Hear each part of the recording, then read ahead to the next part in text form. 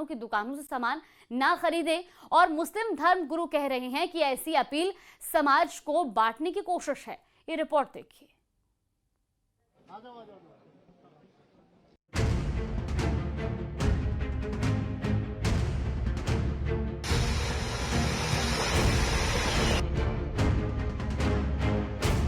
कांवड़ की तरह दिवाली पर भी पूजा पाठ के सामानों में अपवित्रता की आशंका जताई जा रही है। जिस तरह से सावन के महीने में कांवड़ियों के तप और व्रत को अपवित्र होने से बचाने के लिए यशवीर महाराज ने कांवड़ रूटों पर नेम प्लेट चेकिंग अभियान चलाया था, उसी तरह से दीपावली के त्योहार पर भी यशवीर महाराज ने सभी सनातनियों को सचेत करते हुए ऐसी अपील की है जिस पर विवाद गहरा गया है। यूपी के मुजफ्फरनगर में योग साधना आश्रम के महंत यशवीर महाराज ने सनातनी लोगों से अपील की है कि दीपावली के मौके पर वो पूजा पाठ के लिए जो भी सामान, फल और मिठाई खरीदें तो ये ध्यान रखें कि वो ये खरीदारी किसी सनातनी की दुकान से ही खरीदें, किसी थूक मूत्र जिहादी की दुकान से बिल्कुल ना खरीदें। यशवीर महाराज ने इस अपील के पीछे का कारण बताते हुए कहा कि अगर कोई सनातनी थूक मूत्र जिहादी गैंग की दुकानों से पूजा पाठ का सामान खरीदेगा तो हो सकता है कि वो अपवित्र सामान खरीद ले। हालांकि यशवीर महाराज की इस अपील पर कल्की धाम मंदिर के संस्थापक आचार्य प्रमोद कृष्णम ने अलग ही राय रखी।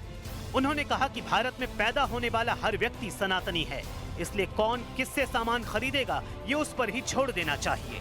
आगे उन्होंने ये भी कहा कि भारत में नमाज पढ़ने वाले सभी लोग सनातनी हैं।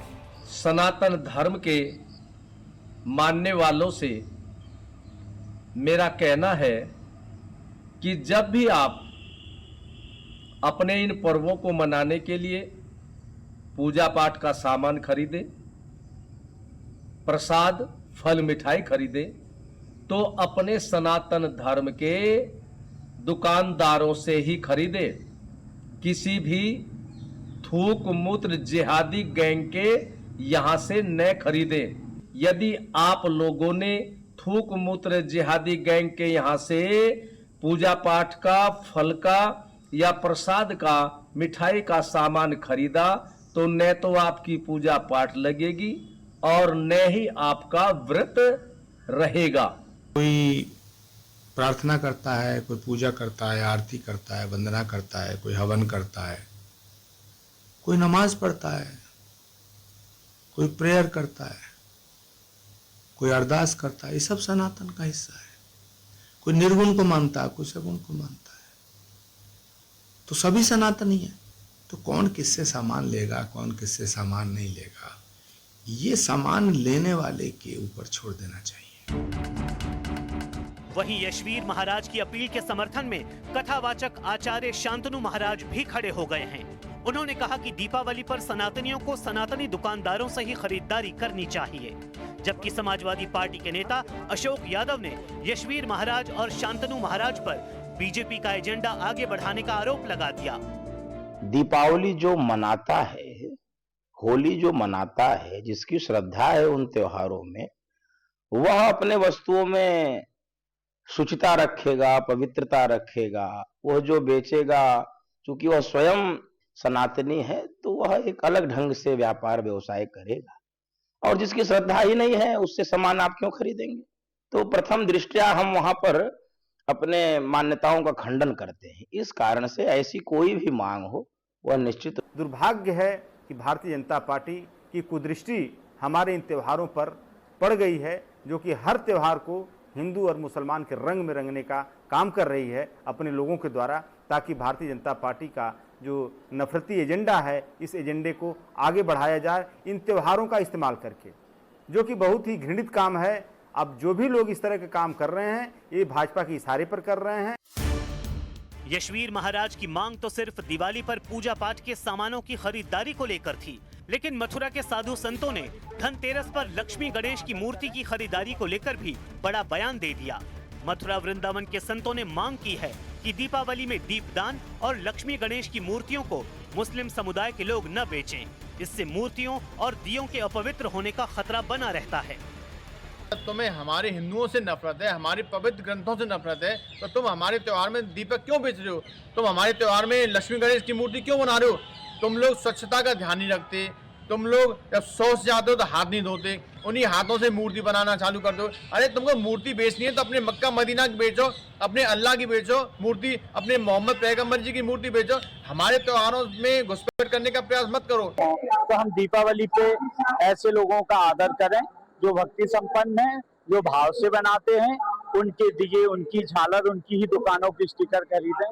जय श्री राम। लक्ष्मी गणेश हमारा हिंदू समाज बनाना जानता है, उसकी आस्था हमारा हिंदू समाज जानता है।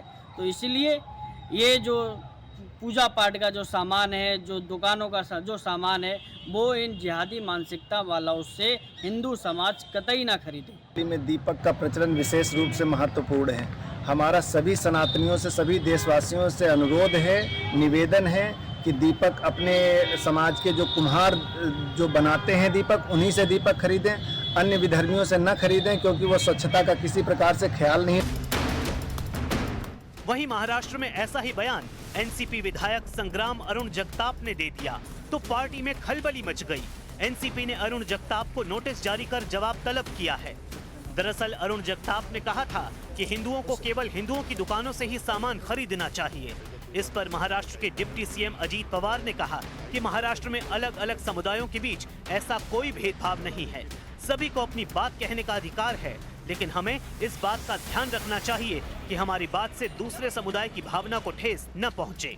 उस बारे में चर्चा हुई है, अजीत पवार जी इनसे ही विस्तृत में बात हुई है। नहीं है, हर चीज में अलग अलग कोई एक मसला रहता है, तो उस तरीके से देखा जाए तो वो अलग पार्टी लेवल का अलग विषय, और ये जो आप बात कर रहे हैं वो अलग लेवल का विषय। इन सब के बीच दीपावली के त्योहार से पहले ही सीएम योगी ने त्योहारों के दौरान रंग में भंग डालने वालों को सीधी चेतावनी दे डाली है। उन्होंने कहा कि उत्साह और उमंग के त्योहार में किसी ने रंग में भंग डालने का काम किया तो जेल की सलाखें उसका इंतजार कर रही होंगी। योगी ने कहा कि जो जिस भाषा में समझेगा उसे उसी भाषा में समझाया जाएगा। किसी ने रंग में भंग डालने का काम किया, किसी ने व्यवधान डालने का काम किया, तो जेल की सलाखें उसका इंतजार कर रही होंगी। योगी के इस तेवर से साफ है कि यूपी में दीपावली पर किसी तरह का खलल डालने की साजिश के बारे में सोचना भी उपद्रवियों के दिन खराब कर सकता है। और अब बात बिहार चुनाव के दंगल की, जहां एनडीए और महागठबंधन में सीटों को लेकर तकरार जारी है। एनडीए में भले ही सीट शेयरिंग का फॉर्मूला फाइनल हो गया है, लेकिन कुछ सीटों पर टकराव और नाराजगी जारी है। तो वहीं महागठबंधन में अब तक सीटों को लेकर तनातनी चल रही है।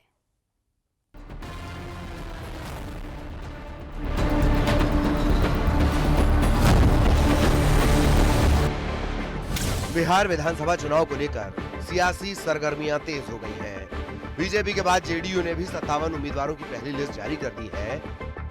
पहली लिस्ट से जेडीयू ने यह संदेश देने की कोशिश की है कि कोर को इग्नोर नहीं कर सकते। सीएम नीतीश ने सबसे ज्यादा स्वजातीय कुर्मी और कुशवाहा जाति से आने वाले 23 उम्मीदवारों को टिकट दिया है। अति पिछड़ा समाज से जेडीयू के 9 प्रत्याशी हैं और अनुसूचित जाति से भी 10 लोगों को टिकट दिया गया है। चौंकाने वाली बात यह है कि जेडीयू ने पहली लिस्ट में एक भी मुस्लिम उम्मीदवार को टिकट नहीं दिया है। यह तस्वीर लगभग साफ हो गई है कि सीएम नीतीश ईबीसी के कोर वोटर और लव कुश समीकरण के जरिए बिहार में सत्ता बरकरार रखना चाहते हैं। जातियों के दमदार समीकरण के साथ साथ सीएम ने नए चेहरे, नई ताजगी और नई उमंग को भी चुनाव में मौका दिया है। 57 उम्मीदवारों की पहली लिस्ट में लगभग 50% यानी 28 नए चेहरों को जेडीयू का सिंबल मिला है। 19 पुराने विधायकों को रिपीट किया गया है, जबकि पिछले चुनाव में हार के बावजूद 10 प्रत्याशियों पर जेडीयू ने फिर से भरोसा जताया है। 4 महिला और 6 मंत्रियों के टिकट काट दिए गए हैं। जेडीयू की पहली लिस्ट में ट्विस्ट भी नजर आया और लिस्ट जारी होते ही चिराग पासवान को लेकर नीतीश कुमार की नाराजगी भी साफ दिखाई दे रही है। दरअसल जेडीयू ने चिराग पासवान के दावे वाली 5 सीटों पर भी अपने प्रत्याशी उतार दिए हैं। इससे एनडीए के दलों के बीच तकरार बढ़ने की आशंका गहराने लगी है। दोनों खेमों में सीटों को लेकर विवाद अभी भी जारी है। उपेंद्र कुशवाहा भी चिराग को दी गई एक सीट को लेकर नाराज हैं। गृह मंत्री अमित शाह से आज उनकी लंबी बैठक हुई। कोई कठिनाई आगे नहीं होगी। एनडीए की सरकार बिहार में निश्चित रूप से बनेगी आ जाएं तो हम लोग और मजबूत हो जाएंगे। वेलकम कर रहे हैं उनको आप? हमेशा उनको वेलकम करते हैं। कोई नाराजगी कहीं नहीं, हमारा सक्षम नेतृत्व सबको सम्मान देकर सलट लेंगे। एनडीए में जो सीटों का बंटवारा है वो तो ऐसा लग रहा है कि जूते में दाल बट रही है। चिराग पासवान, जीतन राम मांझी की सीटों पर फार्म भी दे रहे हैं। एनडीए का कुनबा टोटल तिनका करके बिखर गया है। उधर खबर है कि कांग्रेस 60 सीटों की मांग पर अड़ी हुई है और इतनी सीट देने के लिए आरजेडी तैयार नहीं है। बिहार के लोग खास करके महिलाएं 50% महिलाएं का एक एक वोट नीतीश कुमार जी को मिलेगा। सब ठीक है, एनडीए की बड़ी विजय होगी। मैं तो कह रहा हूं कि 225 इस बार आएगा, 2010 का रिकॉर्ड टू। पहले से बिहार के लोगों को पता है, क्योंकि हर व्यक्ति लूट में अपने हिस्से की लड़ाई लड़ रहा है। सोच ये है कि मैं कितना बिहार को लूट सकूं, तो ये तो होना ही था। बिहार में सीट बंटवारे पर उठापटक के बीच एक चेहरे ने सबका ध्यान खींचा है। आरजेडी ने बाहुबली मोहम्मद शहाबुद्दीन के बेटे ओसामा को रघुनाथपुर से टिकट दिया है। बीजेपी के आरोप है कि विपक्ष ने खुलकर वोट बैंक पॉलिटिक्स की शुरुआत कर दी है। शहाबुद्दीन के पुत्र ओसामा को टिकट दिया है आरजेडी ने। इनके पास केवल तुष्टीकरण और इनके पास केवल दंगा और जंगल राज का ही फॉर्मूला। सवाल है कि क्या बिहार में कोई बहुत बड़ा खेला होने वाला है, और सवाल ये भी कि क्या खुलकर तुष्टीकरण और वोट बैंक पॉलिटिक्स पर दांव लगाया जा रहा है। Bureau report, news 18।